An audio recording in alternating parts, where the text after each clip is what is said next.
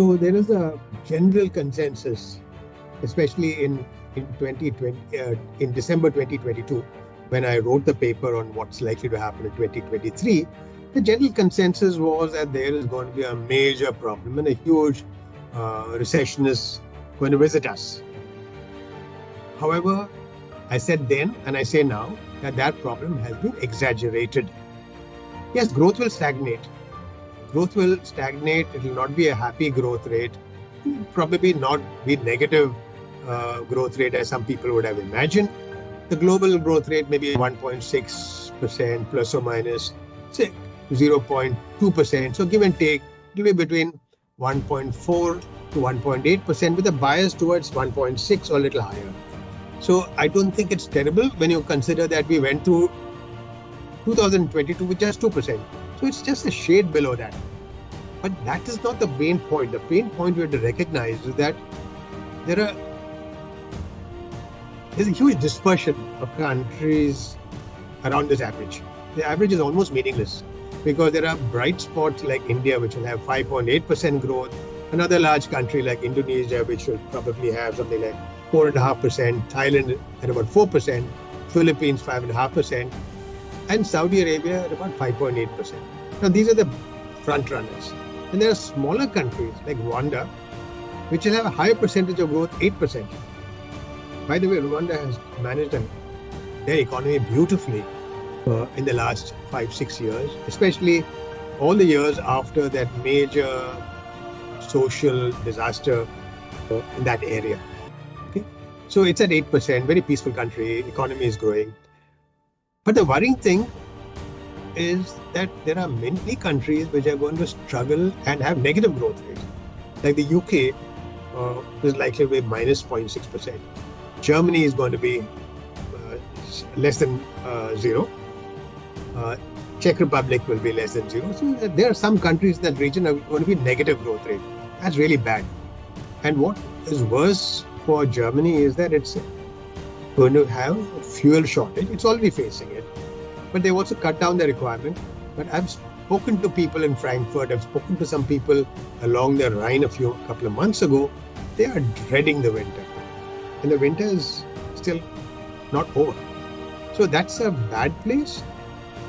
Britain, of course, sort of, in some sense, invited the problem because of Brexit. There's labor shortage, there's a shortage of a whole lot of things, and inflation is driving up.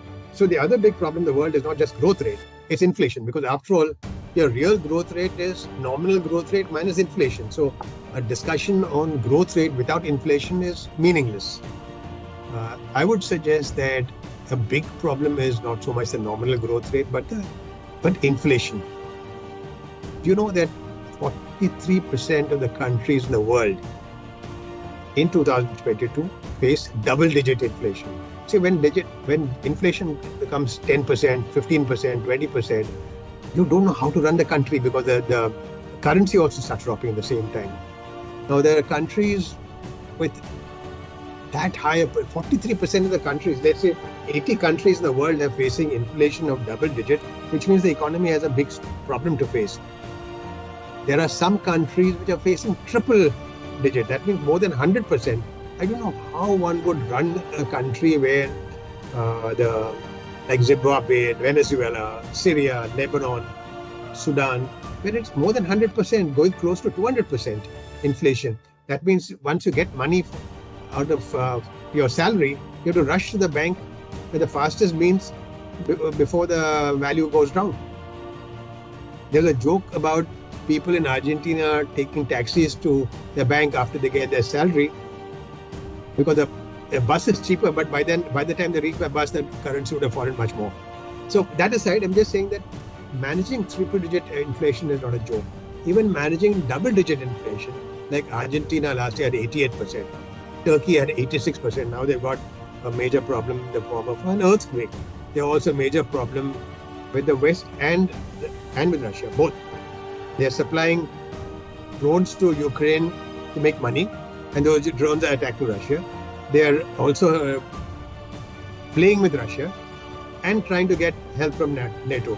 How does it work? You can't hunt with you can't run with the hares and hunt with the foxes.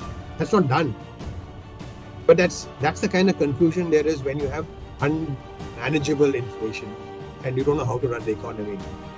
So there's one last point about the world economy, that is USA.